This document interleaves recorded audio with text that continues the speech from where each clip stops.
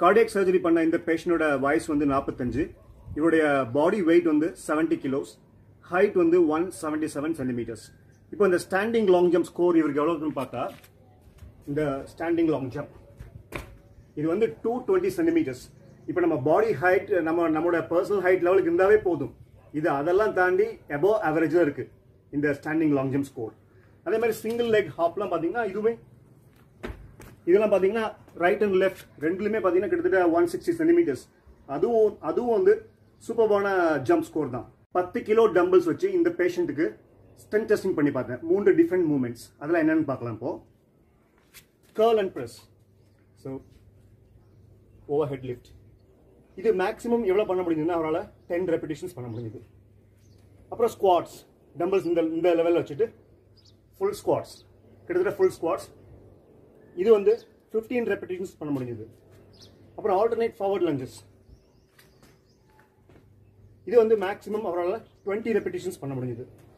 இதெல்லாம் ஆக்சுவலாக ரொம்ப டஃப். இந்த வெயிட்ஸ் வச்சு பண்ணுற இந்த ஸ்ட்ரென்த் ட்ரைனிங் ஆக்டிவிட்டீஸ்லாம் வந்து ரொம்ப சேலஞ்சிங்கான மூவ்மெண்ட்ஸ். அப்புறம் ஸ்டேஷனரி சைக்கிளிங், ஸ்டாட்டிக் சைக்கிளிங் நம்ம வந்து ஜிம்ல பார்த்துருப்போம். ஸ்டாண்ட் போட்டிருக்கும், அதில் நம்ம டிஃப்ரெண்ட் ரெசிஸ்டன்ஸ் லெவல்ஸ் இருக்கும். கிட்டத்தட்ட லெவல் 20 வரைக்கும் இருக்கும். லெவல் 1ல ஆரம்பிச்சு லெவல் 20 வரைக்கும் நமக்கு பொருத்தமான அந்த ரெசிஸ்டன்ஸ் லெவலை தேர்ந்தெடுத்து நம்ம சைக்கிளிங் பண்ணலாம். இப்போ நான் வந்து சில டாஸ்க் கொடுப்பேன் என்னோட கிளைண்ட்ஸ்க்கு. எப்படின்னா லெவல் 1லேருந்து லெவல் 10 வரைக்கும். லெவல் 1 ஃபார் இன்ஸ்டன்ஸ் அதில் 5 செகண்ட்ஸ் தான் ஸ்பெண்ட் பண்ணணும். குயிக்காக எவ்வளோ ஃபாஸ்ட்டாக பெடல் பண்ண முடியும் பெடல் பண்ணி காமிக்கிறப்போ அங்கே ரெவல்யூஷன்ஸ் பெர் மினிட் அப்படின்னு ஒரு ஸ்கோர் வரும். அது பார்த்தீங்கன்னா நல்லா ஃபிட்டாக இருக்கவங்களுக்கு 200 அந்த ரேஞ்சுக்கு டச் பண்ணும். அந்த 200 RPM டச் பண்ணும். அது லெவல் இன்க்ரீஸ் பண்ண அந்த RPM ஸ்கோர் வந்து டிக்ளைன் ஆகும், கம்மியாகும். இவருக்கு எப்படி இருந்துச்சுன்னா லெவல் 1லேயே 200 இருந்துச்சு.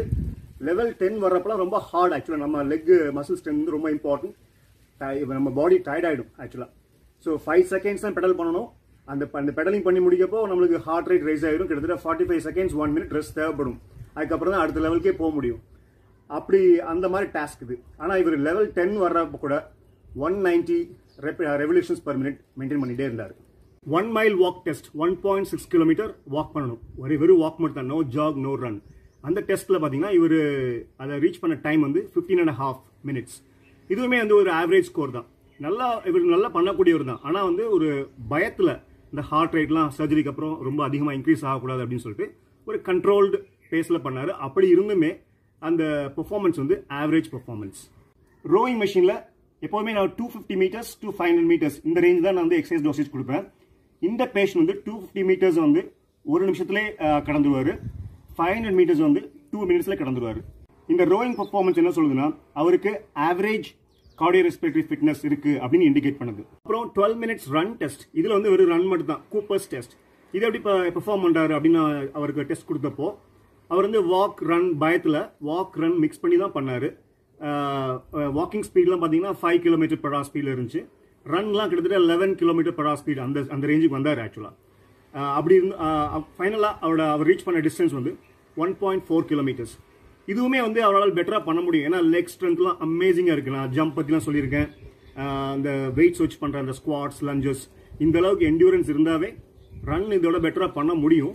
ஆனால் வந்து அவர் வந்து ஃபியர்னால தான் அந்த ஸ்பீடை வந்து ஒரு ரன்னிங் பேஸ்லேயே மெயின்டைன் பண்ணாமல் வாக் ரன் மிக்ஸ் பண்ணி அவர் பண்ணார். ஆனால் ஒவ்வொரு எக்ஸசைஸ் செஷன் ஸ்டார்ட் பண்ணுறதுக்கு முன்னாடியும் ஒரு ரன் டாஸ்க் கொடுப்பேன், ஒரு as a warming up activity. அதில் பார்த்தீங்கன்னா 200 மீட்டர்ஸ் ரன் இந்த மாதிரி தான் கொடுப்பேன் நான் ட்ரெட்மில்லில். அவர் சூஸ் பண்ணுற ஸ்பீட்லாம் பார்த்தீங்கன்னா 11 km/h ஸ்பீடில் ஓடுவார். 1 நிமிஷத்தில் 200 மீட்டர்ஸை கடந்துருவார். இதுவுமே ரியலி குட் கார்டியோரெஸ்பிரேட்டரி ஃபிட்னஸ் தான்.